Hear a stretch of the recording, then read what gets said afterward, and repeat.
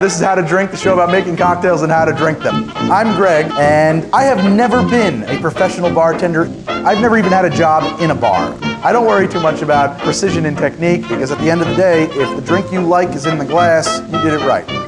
Let's get going. How to Drink is back! I'm back! In the saddle again! Some things are the same. Some things are a little different. That's all right. Everybody's a little different. Life moves on, man. Whatevs. Welcome back to the smooth and more filling flavor of How to Drink for Season 5. You're amazing. I feel amazing. Let's make some drinks. That's enough of an intro. It's boring. Nobody wants to hear about it. Let's make a cocktail. Today we're going to make a margarita. You know why we're making a margarita? We're going to make a margarita because of Cinco de Mayo. Not because of Cinco de Mayo. We're going to make a margarita in time for Cinco de Mayo. And I thought about putting on a really offensive costume, but I realized that that would be really offensive, so no. I love margaritas. We haven't done it on the show. I don't know why. I make mine extremely simple. I don't mess with orange juice or sugar or anything. It's just lime and Curaçao and tequila. It's really stripped down, actually, when you make it right, I think. But to do that, I think you should use a better tequila. I would definitely use a 100% agave reposado tequila. I like Fortaleza. I like Fortaleza.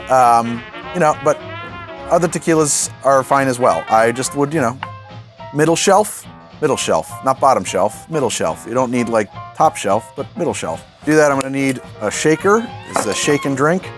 And I'm going to need a lime. I'm going to cut this lime in half. So it's 1 ounce of lime juice. 1 ounce of lime juice. We're going to use 1 ounce of Curaçao.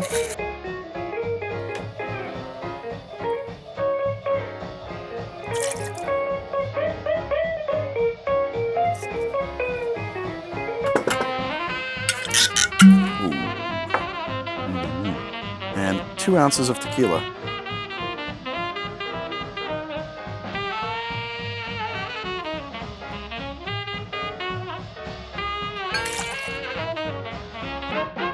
I have saved the hull of the lime that we juiced before, and just the outside, I'm going to kind of moisten with lime juice.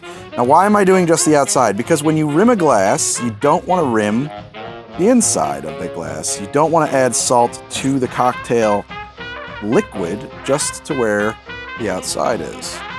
So that's well done. I'm not very good at rimming glasses. Some of you are probably better at this than I am. I don't actually I'm not a professional, and so I make the drinks I make at home, and I don't actually, in my home bar, do much rimmed cocktails. Nonetheless, that's the glass we're gonna put this margarita in. It's okay. You could probably do a better job than that. I am going to put some ice in my shaker. Here, I'm gonna throw in 1 cube whole, like that, and then the other one I'm gonna crack. Why am I gonna do that? Well, come on, baby.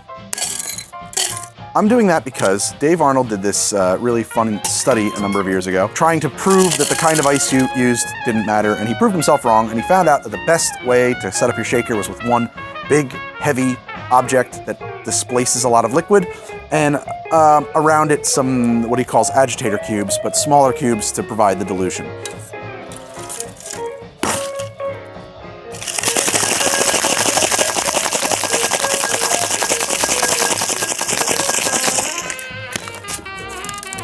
Just a quick shake,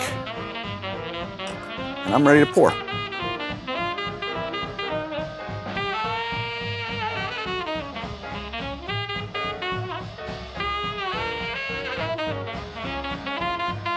I'm going to garnish this with a lime wheel. Keep it easy.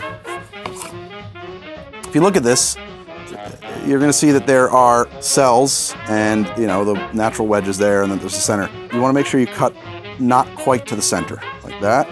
That way it'll stand upright instead of sinking and falling all the way across. I made a margarita. I made it. Let's see how it is.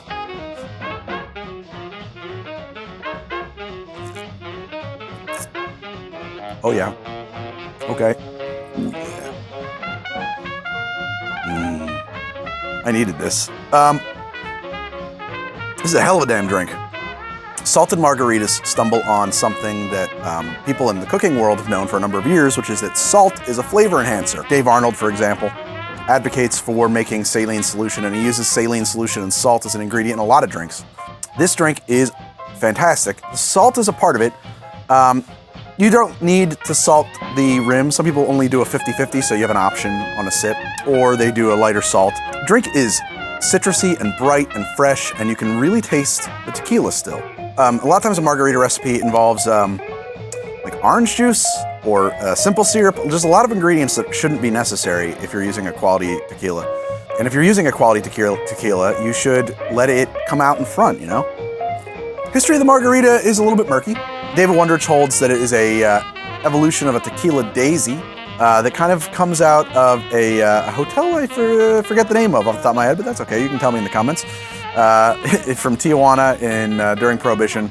I think he's probably right. I've heard some other stories. I won't misquote them now because I don't have them memorized. I don't really care. It's a damn good drink. I will be enjoying them all summer long as we approach the warmer months. Got a little bit on my mustache there. I don't know what else to say about a margarita. You've probably had a margarita. This is a good margarita, and I like this recipe. It's very easy. I never forget the recipe. 2-1-1. Only 3 ingredients and the salt, and their taste phenomenal. Oh my God, it's good. What's a good time for a margarita? Sunset. How about with dinner? That for me, actually, it's like a dinner drink because some cocktails are like dessert drinks. Some cocktails are before dinner drinks. Some cocktails are day drinking drinks. Breakfast cocktails.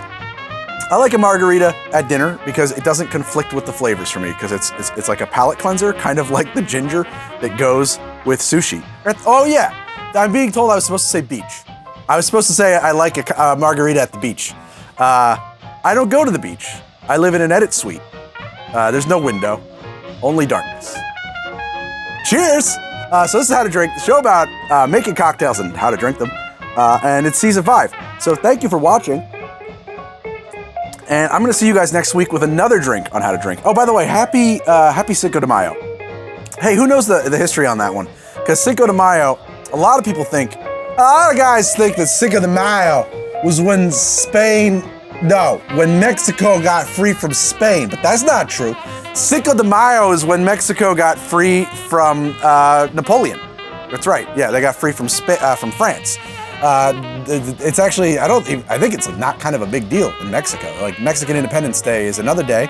I don't know it. That's when they got free from Spain. That's a big deal. That's, Napoleon, tiny man, Bonaparte. You ever read the Aubrey and Maturin novels? They take place during the Napoleonic Wars. It's about Captain Aubrey and his Dr. Maturin. They made one of them into a movie, Master and Commander, Far Side of the World. Great movie. It's about sailing. This is How to Drink, the show about making cocktails and how to drink them. It's season 5. We're back. Hey, why don't you check out my Instagram at HowToDrink or my Twitter also at HowToDrink or my blog at thisishowtodrink.com. If you want any of the stuff I use on the show, you can buy it there at thisishowtodrink.com/gear. And when you do that, I get a cut of it, and that's nice, to help me make the show. There's a Patreon that I have, and I'm going to provide a link to. And you guys are the best fans. I'm going to finish this cocktail.